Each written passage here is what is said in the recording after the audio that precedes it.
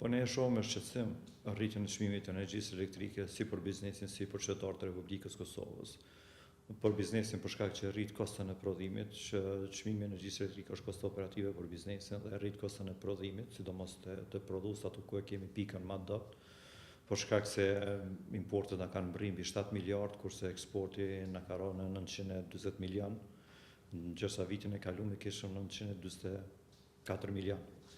Ndërsa për qytetarët e Republikës Kosovës e shohim për shkak të uljes së standardit jetësor dhe për shkak që një rritje e tillë do të ndikojë drejt në xhepat e tyre, po që do të ulet edhe si fuqi blerëse në kuptimin e konsumit ose blerjes së marrave dhe shërbimeve prej biznesit. Kështu që ne e shohim me shumë shqetësim rritjen e çmimit të energjisë elektrike dhe nuk mendojmë që është e drejtë një rritje e tillë mbas rritjes që e kishim të vitit të kaluar në prill prej 16.1% për qytetarët e Republikës Kosovës dhe nxjerrjes së bizneseve në tregun e lirë. Po të presim, të shohim derisa të zyrtarizohet, për shkak se tani jemi në fazën vetëm të propozimeve dhe kërkesave. Në momentin që do të zyrtarizohet, ne do të ulëm, do ta bëjmë një analizë, do të kërkojmë edhe prej aktorëve sidomos qeverisë që do të më kanë përfshime në këtë rast dhe zyrtë regulatori të energjisë elektrike për me pas qysh mundëm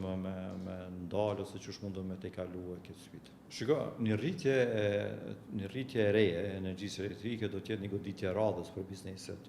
Për shkak se qysh tani bizneset të cilat janë nxjerrë në tregun e lirë, fakturat ju kanë ardhur 200 deri 400% më shtrejt. Ndërsa shumë biznese të vogla që janë start-upe, familjare, e kanë pas shumë të rëndë dhe kanë shumë të rëndë qëndrimin në treg përballjen me konkurrencën. Çmimi i energjisë elektrike është vërtet që ka qenë më i liri në rajon dhe kjo ka qenë një prej elementeve me të cilën ne jemi munduar me të rjek investitor, duke përfshirë elemente tjera që ka pasur Kosovë.